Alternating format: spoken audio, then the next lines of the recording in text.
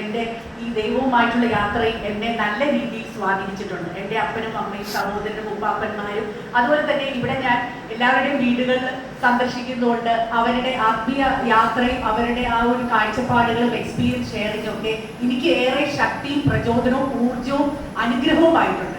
പ്രത്യേകിച്ച് എടുത്തു പറയുകയാണെങ്കിൽ കഴിഞ്ഞ ദിവസം ഞാൻ ലീലാമാറ്റിയുടെ അവിടെ പോയപ്പോൾ ലീലാമാറ്റി ബൈബിള് എഴുതി പകർത്തുന്നത് കണ്ടിട്ട് അതെനിക്ക് വളരെയധികം എന്നെ സ്വാധീനിച്ചു. ഞാനും ഇപ്പോൾ ദിവസവും ബൈബിൾ എഴുതുന്നുണ്ട്. കാരണം ദൈവവുമായിട്ട് ഇരിക്കുക എന്നുള്ള ആ ഒരു എക്സസൈസ്, ആ ഒരു എന്താ പറയുക, ആ ഒരു ഫെലോഷിപ്പിന് ഈ ബൈബിൾ എഴുത്ത് വളരെയധികം നമ്മളെ സഹായിക്കും, ശക്തിപ്പെടുത്തും എന്ന് തന്നെയാണ്. അപ്പോൾ ഇന്ന് നമുക്ക് ഉള്ള ആ വചനഭാഗം എന്ന് പറയുന്നത് മർക്കോസ് എഴുതിയ സുവിശേഷം 5-ാം അധ്യായം 1 മുതൽ 20 വരെയുള്ള വാക്യങ്ങളാണ്. അപ്പൊ നമുക്കൊന്ന് പ്രാർത്ഥിക്കാം. ഞങ്ങളെ സ്നേഹിക്കുന്ന സർവാധിപനും സർവശക്തനും അത്യുന്നതനും മരണമില്ലാത്തവനുമായ ദൈവമേ, ഈ നല്ല ദിവസത്തിനായി ദൈവത്തെ ഞങ്ങൾ സ്തുതിക്കുന്നു. എൻ്റെ ദൈവമായ കർത്താവെ, ഞങ്ങൾക്ക് ദൈവരാജ്യ സത്യങ്ങളെ ദൈവത്തിന്റെ ഈ വചന ധ്യാനത്തിലൂടെ വെളിപ്പെടുത്തി തരണമേ. ഞങ്ങൾ നന്ദിയുള്ള ഹൃദയത്തോടുകൂടി ഇരിക്കുന്നു കർത്താവെ. ഇന്ന് ആസക്തികളുടെ മയക്കുമരുന്ന്, മദ്യം എന്നീ അഡിക്ഷൻസിന്റെ ഈ ഒരു ലോകത്ത് ആ അഡിക്ഷൻസിന്റെ ചങ്ങലകളെയൊക്കെ തകർത്തുകൊണ്ട് ദൈവത്തെ നേരിട്ടുകൊണ്ട് കണ്ടുകൊണ്ട് ഉണർന്നിരുന്ന് ജാഗരൂകരായിരിക്കുവാനും വിജിലന്റ് ആയിട്ട് പ്രാർത്ഥിക്കാനും ഒക്കെ ഞങ്ങളെ അനുഗ്രഹിക്കണേ, ശക്തിപ്പെടുത്തണേ. ഈ വചന ധ്യാനം എല്ലാവർക്കും അനുഗ്രഹവും ആശ്വാസവും സൗഖ്യവുമാകണേ. എല്ലാം യേശുവിന്റെ നാമത്തിൽ അപേക്ഷിക്കുന്നു, കൃപയോടെ കേൾക്കണമേ. ആമേൻ. അപ്പം ഇതില് മർക്കോസ് എഴുതിയ സുവിശേഷം 5-ാം അധ്യായം 1 മുതൽ 20 വരെയുള്ള വാക്യങ്ങളിൽ ഗദരദേശത്തിലെ ലെഗ്യോൺ ബാധിതനെ സൗഖ്യമാക്കുന്ന ഭാഗമാണ് ഇതിൽ നമ്മൾ വായിക്കുന്നത്. അപ്പോ ഇതില് ഞാൻ പറയാൻ ശ്രമിക്കുന്നത് ഒരു രാജ്യത്തിന്റെ ശക്തി എന്ന് പറയുന്നത് ആ രാജ്യത്തിന്റെ ഇന്റലിജൻസ് ഡിപ്പാർട്ട്മെന്റ് ആണ്. ആ രാജ്യത്തിന്റെ സുരക്ഷ അല്ലെങ്കിൽ രഹസ്യമായിട്ടുള്ള രഹസ്യാന്വേഷണ ഡിപ്പാർട്ട്മെന്റ്, സീക്രട്ട് ഡിപ്പാർട്ട്മെന്റ് എന്ന് പറയാം. അപ്പോൾ ഇതില് നമ്മൾ നോക്കുകയാണെങ്കിൽ ഇപ്പൊ അമേരിക്ക നോക്കുകയാണെങ്കിൽ CIA ഉണ്ട്, സെൻട്രൽ ഇന്റലിജൻസ് ഏജൻസി. ഇന്ത്യ നോക്കുകയാണെങ്കിൽ റിസർച്ച് അനാലിസിസ് വിംഗ് ഉണ്ട്. പക്ഷേ ഇസ്രായേൽ എന്ന രാജ്യത്തെ നമ്മൾ വിലയിരുത്തുമ്പോൾ ഏറ്റവും ശക്തമായിട്ട് നമ്മൾ കരുതുന്നത് എന്തുകൊണ്ടാണെന്ന് ചോദിച്ചാൽ അവരുടെ രഹസ്യാന്വേഷണ ഏജൻസി ആയിട്ടുള്ള മൊസാദ്, അവരുടെ സീക്രട്ട് ഏജൻസി, അവരുടെ ഇന്റലിജൻസ് വിംഗ് ശക്തമായതുകൊണ്ടാണ് ആ രാജ്യം ശക്തമായിട്ട് നിൽക്കുന്നത്. അപ്പോ ഇതില് ഞാൻ നിങ്ങളോട് പറയാൻ ശ്രമിച്ചത്, നമുക്ക് ഒരു ശത്രു ആക്രമണം വന്നതിന് ശേഷം പ്രതിരോധിക്കുന്നതിനേക്കാട്ടില് ആ ശത്രുവിന്റെ ആക്രമണത്തിന് മുൻപ് തന്നെ നമ്മൾ പ്രതിരോധിക്കണം. അപ്പോ ഈ സാത്താന്റെ ആയുധങ്ങൾ, സാത്താന്റെ വക്രബുദ്ധി എന്ന് പറയുന്ന തന്ത്രങ്ങൾ നമ്മൾ മനസ്സിലാക്കാനായിട്ട് നമ്മൾ വിജിലന്റ് ആയിട്ട് ഉണർന്നിരുന്ന് പ്രാർത്ഥിക്കേണ്ട ആവശ്യകതയാണ് ഞാൻ പറയുന്നത്. കാരണം ഇവിടെ മനുഷ്യൻ ഇറങ്ങുന്നതിന് മുൻപ് തന്നെ സാത്താൻ ഇറങ്ങിക്കഴിഞ്ഞു. മനുഷ്യന്റെ പദ്ധതി നമ്മൾ നടപ്പാക്കുന്നതിന് മുൻപ് തന്നെ സാത്താൻ പദ്ധതിയുമായി വന്നു കഴിഞ്ഞു. ഇവിടെ ഞാൻ സാത്താനെ, പിശാചിനെ മഹത്വപ്പെടുത്തുകയല്ല, പക്ഷെ പിശാചിന്റെ ആ ഒരു തന്ത്രങ്ങളെ മനസ്സിലാക്കേണ്ട ആവശ്യകതയാണ്. അപ്പോ ഈ കഴിഞ്ഞ ദിവസം ഇപ്പൊ വേൾഡ് കപ്പ് നടന്നുകൊണ്ടിരിക്കുന്ന ഈ സാഹചര്യത്തിൽ ഞാൻ കഴിഞ്ഞ ദിവസം ഒരു തമിഴ് ശ്രീകണ്ഠനായ ഷോയില് സന്തോഷ് ട്രോഫി ജേതാവും സ്പോർട്സ് കമന്റേറ്ററും ആയിട്ടുള്ള ഒരു വ്യക്തി തമിഴ് ഷോയില് പങ്കെടുത്തപ്പോൾ അദ്ദേഹത്തിന്റെ ഒരു കമന്റ് ഞാൻ ശ്രദ്ധിക്കുകയുണ്ടായി. വേൾഡ് കപ്പ് അല്ലെങ്കിൽ ഫുട്ബോളിന് അറ്റാക്ക് ടീമിനെ കാട്ടിലും ജയിക്കാൻ പോകുന്നത് ഡിഫെൻഡിങ് ടീമാണ്. ഇത് തന്നെയാണ് നമുക്ക് വേണ്ടത്. കാരണം നമ്മളെ ഈ പിശാച് സാത്താൻ ആക്രമിക്കാൻ ശ്രമിക്കുമ്പോൾ എത്രമാത്രം ശക്തമാണ് നമ്മുടെ ഡിഫൻസ്, എങ്ങനെയാണ് നമ്മൾ ഡിഫെൻഡ് ചെയ്യുന്നത്, അതാണ് നമ്മളെ വിജയത്തിലേക്ക് എത്തിക്കുന്നത്. അപ്പൊ ഇതില് നമ്മൾ നോക്കുകയാണെങ്കിൽ ഇവിടെ കാണുന്നുണ്ട് മർക്കോസ് എഴുതിയ സുവിശേഷം 5-ാം അധ്യായം. അവർ കടലിന്റെ അക്കരെ ഗദരദേശത്തെത്തി പടകിൽ നിന്ന് ഇറങ്ങിയ ഉടനെ അശുദ്ധാത്മാവുള്ള ഒരു മനുഷ്യൻ കല്ലറകളിൽ നിന്നും വന്ന് അവനെ എതിരേറ്റു.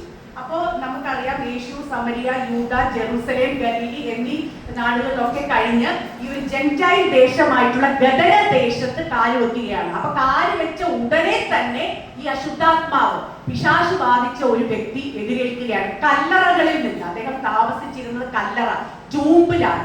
അപ്പോ ഇതില് കാല് വെച്ച ഉടനെ അപ്പൊ യേശു, അപ്പൊ ഇതിൽ നിന്ന് ഞാൻ പറയുന്നത് ഈ പിശാച് എപ്പോഴും നമ്മുടെ കൂടെ ഉണ്ട്, എല്ലാ തന്ത്രങ്ങളും അറിയുന്നുണ്ട് എന്ന് പറയാനായിട്ട് മർക്കോസും ലൂക്കോസും മത്തായി എഴുതിയ സുവിശേഷത്തിൽ വ്യക്തമായിട്ട് പറയുന്നുണ്ട്. കടൽക്ഷോഭം ഉണ്ടാവുന്നുണ്ട് ഓരോ തവണ. അപ്പൊ കടലിനെ ശാന്തമാക്കിയതിനു ശേഷമാണ് ഈ പിശാച് ബാധിച്ച വ്യക്തിയെ സൗഖ്യമാക്കുന്നത്. അപ്പോ ഇതിൽ നിന്ന് ഞാൻ നിങ്ങളോട് പറയാൻ ശ്രമിച്ചത്, നമ്മുടെ ഈ സാത്താന്റെ തന്ത്രങ്ങൾ ചെയ്യാനായിട്ട് നമ്മൾ എപ്പോഴും അലേർട്ട് ആയിരിക്കണം. ഇപ്പൊ ഒരു രാജ്യം ശക്തമാവുന്നത് ആ രാജ്യത്തിന്റെ ഇന്റലിജൻസ് ഡിപ്പാർട്ട്മെന്റ് ശക്തമായതുകൊണ്ടാണ്. അപ്പൊ നമ്മൾ ഉണർന്നിരുന്ന് പ്രാർത്ഥിക്കണം, അലേർട്ട് ആവണം, വിജിലന്റ് ആവണം, ജാഗരൂകരായിരിക്കണം. എങ്കിൽ മാത്രമേ നമുക്ക് ഡിഫെൻഡ് ചെയ്യാനായിട്ട് സാധിക്കത്തുള്ളൂ. അപ്പൊ ഇതില് പറയുന്നുണ്ട്, ഈ ഒരു അശുദ്ധാത്മാവുള്ള ഒരു മനുഷ്യൻ കല്ലറയിൽ നിന്നാണ് വരുന്നത്. അപ്പൊ ഇതില് കല്ലറ എന്ന് പറയുന്നത് ഒരു സിംബോളിക് ആണ്, ഒരു ഉപമയാണ്. കല്ലറ എന്ന് പറഞ്ഞാല് ഒരു മനുഷ്യന്റെ അന്തസ്സ് വിട്ട് നശിച്ച് ഗതികേട് കൊണ്ട് തകർന്ന് ജീവിക്കുന്ന ഒരു അവസ്ഥ. അതായത് മനുഷ്യനല്ലാതെ സമൂഹത്തെ നേരിടാൻ പറ്റാതെ, പുറത്തിറങ്ങി നടക്കാൻ പറ്റാതെ, നമുക്ക് പാത്തും ഒക്കെ നമുക്ക് നാണം കെട്ട് ജീവിക്കേണ്ട ഒരു അവസ്ഥ. കാരണം ഇന്ന് നമ്മൾ കുടുംബങ്ങളിൽ നോക്കുകയാണെങ്കിൽ ആകെ അസ്വസ്ഥതയാണ്. 2 മുറിയിലൊക്കെ താമസിക്കുന്നവരുണ്ട്. മക്കളും മാതാപിതാക്കൾ തമ്മിൽ വഴക്ക്, തർക്കം, ഇങ്ങനെയൊക്കെ നമ്മൾ നാണം കെട്ട് ഗതികെട്ട് താമസിക്കുന്ന അവസ്ഥയാണ്. ആ കല്ലറ എന്ന് പറയുന്നത് അതൊരു ഉപമയാണ്, സിംബോളിക് ആയിട്ടാണ് നമ്മൾ കരുതേണ്ടത്. അപ്പോ ഈ ഒരു പ്രദേശത്ത്, ഗദരദേശത്ത്, ജെന്റൈൽ ദേശത്ത് ഈ അശുദ്ധാത്മാവ് ബാധിച്ച ഈ മനുഷ്യൻ കല്ലറയിൽ നിന്ന് വന്ന് എതിരേറ്റു. അവന്റെ പാർപ്പ് കല്ലറകളിലായിരുന്നു. അവന്റെ പാർപ്പ് കല്ലറകൾ എന്ന് പറഞ്ഞാൽ ഒരു മനുഷ്യൻ അവന്റെ അന്തസ്സിനും കീഴെയായിട്ട് നാണം കെട്ട് താമസിക്കുന്ന ഒരു അവസ്ഥ. അതാണ് അതിന്റെ ആ സിംബോളിക് അർത്ഥം. പലപ്പോഴും അവനെ വിലങ്ങും ചങ്ങലയും കൊണ്ട് ബന്ധിച്ചിട്ടും അവൻ ചങ്ങല വലിച്ചു പൊട്ടിയും വിലങ്ങ് ഉരുമ്മി ഒടിച്ചും കളഞ്ഞു. ആർക്കും അവനെ അടുക്കുവാൻ കഴിഞ്ഞില്ല. ഇന്നത്തെ നമ്മുടെ ലഹരി വിരുദ്ധ ദിനത്തിന്റെയും ആ ഒരു തീം അതാണ്, നമ്മുടെ ചങ്ങലകളെ തകർത്ത് സ്വതന്ത്രമാവുക. മയക്കുമരുന്ന്, മദ്യം, സ്മോക്കിംഗ്, ആൽക്കഹോൾ ഒക്കെ ഉണ്ടെങ്കിലും ഇന്ന് ഏറ്റവും വലിയ ലഹരി എന്ന് പറയുന്നത് ഗാഡ്ജറ്റ് അഡിക്ഷൻ ആണ്, മൊബൈൽ ഫോണിന്റെ അഡിക്ഷൻ. കാരണം ഇതില് സ്ക്രീൻ ടൈമില് സോഷ്യൽ മീഡിയ ഒക്കെ നോക്കി നമ്മുടെ വിലപ്പെട്ട സമയവും കളഞ്ഞ് നമ്മുടെ പൈസയും പോയി നമ്മൾ ആകെ മെന്റലി എക്സോസ്റ്റഡ് ആയിട്ട് ക്ഷീണിച്ച് പല കുടുംബങ്ങളും തകരാൻ കാരണം ഇങ്ങനെയുള്ള അഡിക്ഷൻസ് ആണ്, ഗാഡ്ജറ്റ് അഡിക്ഷൻ ഒക്കെ. അപ്പൊ ഇതൊക്കെയാണ് ഒരു ചങ്ങലയായിട്ട് പറയുന്നത്. അപ്പൊ ഈ ചങ്ങലകളൊക്കെ തകർത്ത് കളയണം എന്ന് മാത്രമല്ല, ഇത് സെൽഫ് ഡിസ്ട്രക്റ്റീവ്, സ്വയം നശിപ്പിക്കുന്നതാണ് എന്നും കൂടി ഇതിൽ പറയുന്നുണ്ട് ഈ വാക്യത്തില്. അതായത് അവൻ രാവും പകലും കല്ലറകളിലും മലകളിലും ഇടവിടാതെ നിലവിളിച്ചും തന്നെത്താൻ കല്ലുകൊണ്ട് ചതച്ചൊന്നു പോന്നു. കണ്ടോ, തന്നെത്താൻ നശിക്കുക, സെൽഫ് ഡിസ്ട്രക്ഷൻ.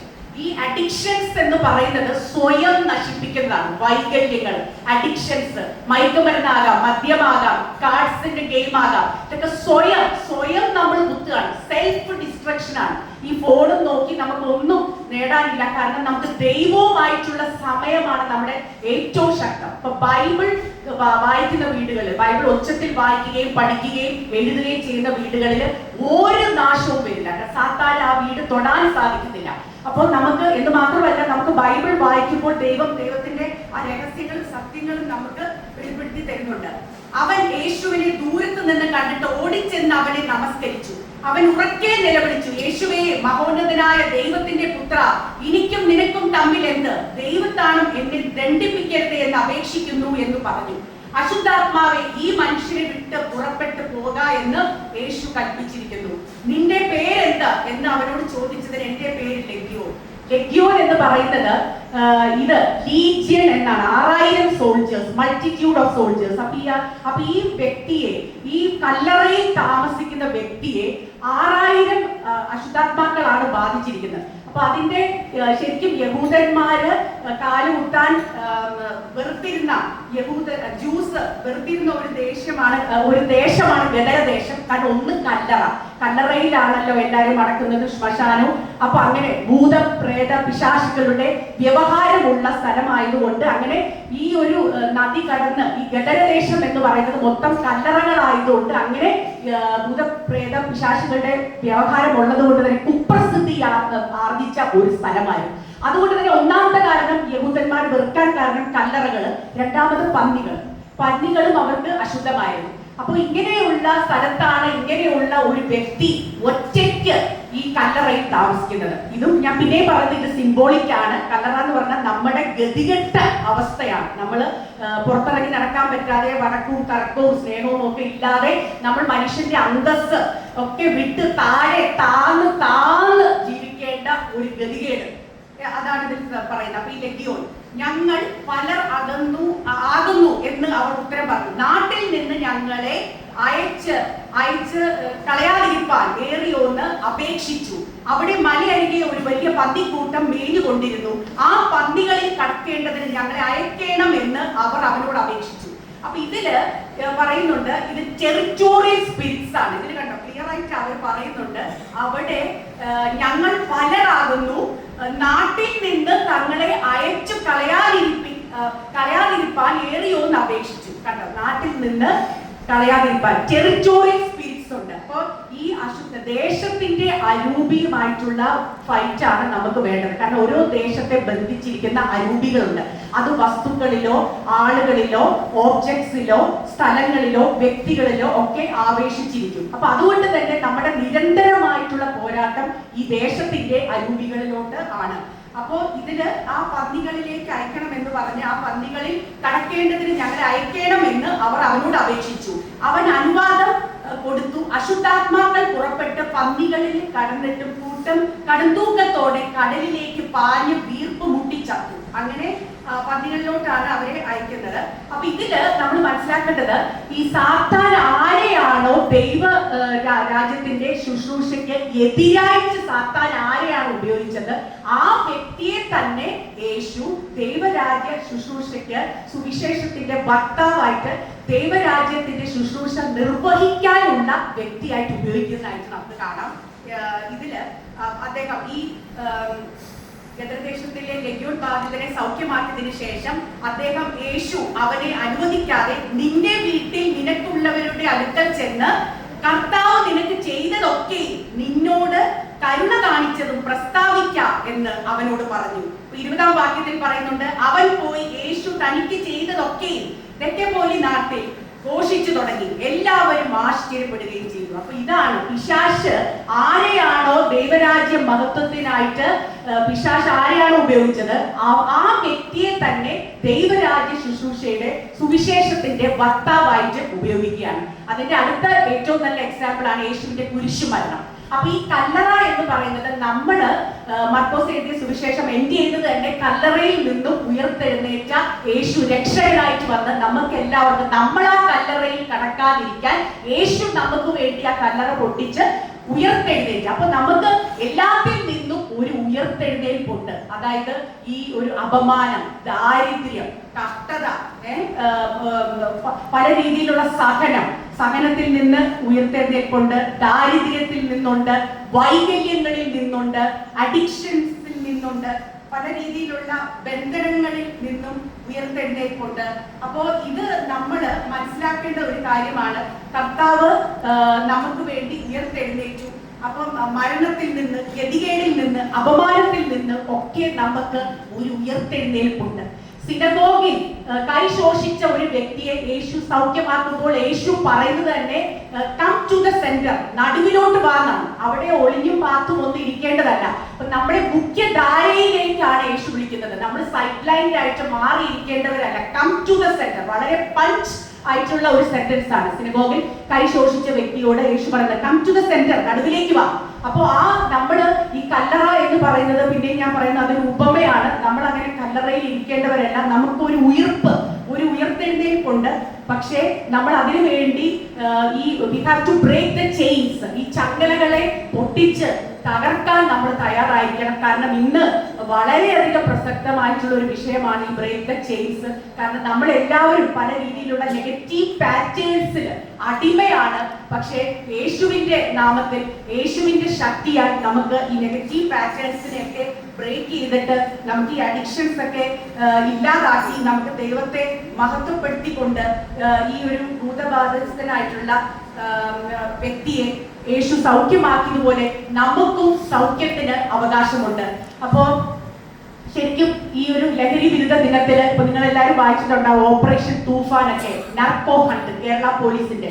അപ്പൊ അങ്ങനെ നിരവധി അവയർനെസ്സും anti drug enforcement awareness campaigns ഒക്കെ നടക്കുന്ന ഈ ഒരു കാലഘട്ടത്തിൽ ഈ ഹൈ സ്പീഡിലാണല്ലോ നമ്മളിപ്പോ യാത്ര ചെയ്യുന്നത്. എല്ലാവരും ഇൻസ്റ്റന്റ് ഗ്രാറ്റിഫിക്കേഷൻ, എന്തു നമുക്ക് ഞൊടിയിടയിൽ എല്ലാം നമ്മുടെ ഫിംഗർ ടിപ്സിലുണ്ട്. പക്ഷെ എന്നിരുന്നാലും കണക്കുകൾ, ഗ്ലോബൽ സ്റ്റാറ്റിസ്റ്റിക്സ് തെളിയിക്കുന്നത് എന്താണെന്നാ ചോദിച്ചാൽ, ഇന്നത്തെ തലമുറ, അതായത് ജെറ്റ് സിയും ജെറ്റ് ആൽഫയും അവരുടെ ഹാപ്പിനെസ് ലെവൽസ് നോക്കുകയാണെങ്കിൽ പ്രീവിയസ് തലമുറയെക്കാട്ടിലും വളരെയധികം താഴോട്ടാണ്, ഡിക്ലൈനിങ് ആണ്. വൺ. പിന്നെ രണ്ടാമത് ഇന്റലിജൻസ് ലെവൽ IQ അതും താഴോട്ട്. കാരണം ഒരു കാര്യം നമ്മൾ അവരോട് പറയുകയാണെങ്കിൽ, കണക്ക് സിമ്പിൾ മാത്സ് ആണെങ്കിലും അവർ കാൽക്കുലേറ്റർ എടുത്ത് നോക്കുന്നു. കോംപ്രിഹെൻഷൻ സ്കിൽസ്, മനസ്സിലാക്കാനുള്ള കഴിവുകൾ കുറവാണ്. മൂന്നാമത് EQ ആണ് IQ-നെക്കാട്ടിലും വേണ്ടത്. അതായത് ആങ്കർ, ദേഷ്യം, വഴക്ക്, വൈരാഗ്യം, വെറുപ്പ്, ഈ മാതിരി മത്സര ബുദ്ധികൾ, നെഗറ്റീവ് ആയിട്ടുള്ള ഇമോഷൻസ് കൊണ്ട് ആൾക്കാര് ഇന്ന് മെന്റൽ ഹെൽത്ത് തീരെയും നഷ്ടപ്പെട്ട തലമുറയാണ്. ആർക്കും ഒരു സമാധാനമില്ലാതെ ഹീലിങ്ങും അവിടെ ഇവിടെയൊക്കെ അലഞ്ഞു തിരിഞ്ഞ് നടക്കുകയാണ്. എല്ലാം കിട്ടിയിട്ടും ഇൻസ്റ്റന്റ് ഗ്രാറ്റിഫിക്കേഷൻ, എല്ലാം ഞൊടിയിടയിൽ ഫിംഗർ ടിപ്സിൽ കിട്ടിയിട്ടും സമാധാനമില്ലാത്ത ഒരവസ്ഥയാണ്. അപ്പോൾ ഈ ഹാപ്പിനെസ് ലെവൽസും IQ ലെവലും EQ ലെവലും ഡൗൺ ആണെങ്കിലും സ്ട്രെസ്, ആൻസൈറ്റി, ടെൻഷൻ, ഡിപ്രഷൻ ഇതെല്ലാം ഹൈയാണ്. അപ്പൊ ഇത് നമ്മൾ സ്വയം വിലയിരുത്തുക. നമ്മൾ എവിടെയാണ് തെറ്റുപറ്റുന്നത്? നമ്മൾ എല്ലാവരും ഈ ഭൂമിയിൽ യാത്രക്കാരാണ്. ഞാൻ ഇന്നലെയും അവിടുന്ന് വന്ദേ ഭാരത് നോർത്ത് സ്റ്റേഷനിൽ എത്തുമ്പോൾ എൻ്റെ ഒരു ഫ്രണ്ടിനെ കണ്ടപ്പോൾ, അപ്പൊ അവര് എൻ്റെ അടുത്ത് പറഞ്ഞതാണ്, ജീവിതം ഒന്നേ ഉള്ളൂ. അവര് ശരിക്കും മുൻ ഡെപ്യൂട്ടി മേയറാണ് ഭദ്ര സതീഷ്. അപ്പൊ അവര് കണ്ടപ്പോൾ അവര് ഇന്നലെ എൻ്റെ അടുത്ത് പറഞ്ഞു, ഒരു തവണ മാത്രമേ ഉള്ളൂ നമ്മൾ ജീവിക്കുന്നത്. അപ്പൊ നന്നായിട്ട് ആസ്വദിച്ച് ജീവിക്കുക. ആരും മടങ്ങി വരാൻ പോകുന്നില്ല. നമുക്ക് ഒരൊറ്റ ചാൻസേ ഉള്ളൂ. അതിൽ ഇനി ഒരു റിവൈൻഡോ ഫാസ്റ്റ് ഫോർവേഡോ ഒന്നും ചെയ്യാനില്ല. അപ്പൊ നമുക്ക് ഈ ഒരു പ്രസന്റ് നിമിഷം നമുക്ക് നന്ദിയോടുകൂടെ പാരബിൾ ഓഫ് ദ ടാലൻസ്, ദൈവം പറഞ്ഞ ആ ടാലൻസിന്റെ ഉപമകളാണ് എനിക്ക് ഓർമ്മ വരുന്നത്. ഒരു യജമാനൻ 3 ഭൃത്യന്മാരെ വിളിച്ച് 4 ടാലന്റും 2ഉം 1ഉം കൊടുത്തിട്ട് 4ഉം 2ഉം കൊടുത്തവർ അത് മൾട്ടിപ്ലൈ ചെയ്ത് ഡബിൾ ആക്കിയിട്ട് 1 കൊടുത്ത ആൾ കുഴിച്ചു മൂടിയത്. അപ്പൊ അതുകൊണ്ട് തന്നെ നമ്മുടെ എല്ലാവരുടെയും സമയം ഓരോ ദിവസവും കുറഞ്ഞു വരികയാണ്. കൗണ്ട് ഡൗൺ ആണ്. നമ്മളെല്ലാം നിത്യതയിലേക്ക്, എറ്റേണിറ്റിയിലോട്ടുള്ള നമ്മുടെ പൂർവികന്മാരുടെ ഒപ്പം ചേരാനുള്ള ആ ഒരു യാത്രയുടെ ലൈനിലാണ് നമ്മൾ. അതുകൊണ്ട് തന്നെ സമയം നഷ്ടപ്പെടുത്താതെ ഓരോ സമയവും ദൈവത്തെ മഹത്വപ്പെടുത്തിക്കൊണ്ട് തലമുറയ്ക്കും ഒരു അനുഗ്രഹമായിട്ടുണ്ട് സാത്താന്റെ തന്ത്രങ്ങളെ എതിർത്തുകൊണ്ട് ഇസ്രായേൽ പോലെ ഒരു രാജ്യത്തിന്റെ ശക്തി എന്ന് പറയുന്നത് അവരുടെ ഇന്റലിജൻസ് ഡിപ്പാർട്ട്മെന്റ് ആണ്. അപ്പൊ നമ്മുടെ വീടിന്റെ ശക്തി നമ്മൾ തന്നെയാണ്. അപ്പൊ നമ്മൾ പ്രാർത്ഥിച്ച് ഏറ്റവും നല്ല ഒരു സുരക്ഷാ വലയം ഉണ്ടാക്കിക്കൊണ്ട് ഈ സാത്താന്റെ തന്ത്രങ്ങളെയൊക്കെ എതിർത്തുകൊണ്ട് നമുക്ക് ഒരുമിച്ച്, അച്ഛൻ പറഞ്ഞാൽ ഒരുമിച്ച് നമുക്ക് ഈ ഒരു യാത്രയിൽ മുന്നേറി നമ്മുടെ കുടുംബത്തിനും നാടിനും ഒക്കെ ഒരു അനുഗ്രഹവും സൗഖ്യവും ആശ്വാസവുമായി തീരട്ടെ. ഈ അഡിക്ഷൻസിന്റെ ചങ്ങലയൊക്കെ നമ്മൾ തകർത്തുകൊണ്ട് ഏറ്റവും വലിയ ലഹരി യേശുവാണെന്നും, പിന്നെ ഞാൻ കഴിഞ്ഞ ദിവസം നമ്മുടെ ഇപ്പോഴത്തെ മുഖ്യമന്ത്രി VD സതീശൻ എഴുതിയ ആദം നീ എവിടെയാകുന്നു എന്ന പുസ്തകം ഞാൻ വായിച്ചു. അതിൽ അദ്ദേഹം പറയുന്നത് അദ്ദേഹം ദിവസവും ബൈബിൾ വായിക്കും. യേശു ക്രിസ്തുവാണ് അദ്ദേഹത്തിന്റെ റോൾ മോഡൽ. ബൈബിളാണ് അദ്ദേഹത്തെ ഏറ്റവും കൂടുതൽ സ്വാധീനിച്ച ഗ്രന്ഥം എന്ന് അദ്ദേഹം പറയുന്നുണ്ട്. അപ്പൊ ഈ ബൈബിൾ വായനയും ധ്യാനവും പഠനവും തന്നെയാണ് നമുക്ക് ഏറ്റവും വലിയ ലഹരിയും ശക്തിയും ഊർജവും ആശ്വാസവും സൗഖ്യവും സമാധാനവും, കുടുംബത്തിൽ സമാധാനം ഉണ്ടാവുന്നത് നമുക്ക് അന്തസ്സോടുകൂടി ദൈവം തന്ന ഒരു ജീവിതം തല ഉയർത്തി നിൽക്കാനും ഒക്കെ സാധിക്കുന്നത്. അപ്പൊ ദൈവം പറഞ്ഞ പോലെ കം ടു ദ മിഡിൽ, നടുവിൽ വന്ന് നിൽക്കുക. മെയിൻ സ്ട്രീമിൽ മുഖ്യധാരയിലേക്ക് നിൽക്കേണ്ടവരാണ് നമ്മൾ. അപ്പൊ ഈ ചങ്ങലകളെ എല്ലാം തകർത്തുകൊണ്ട് യേശുവിനെ നോക്കി, രക്ഷകനെ നോക്കി, ജീസസ് ക്രൈസ്റ്റിനെ നോക്കി നമുക്ക് ഒരുമിച്ച് ഈ ഓട്ടം അർത്ഥവത്തായിട്ട് ഓടി പൂർത്തീകരിക്കാം. ദൈവം നിങ്ങളെല്ലാവരെയും അനുഗ്രഹിക്കട്ടെ. നന്ദി. For Christian Message Prophet.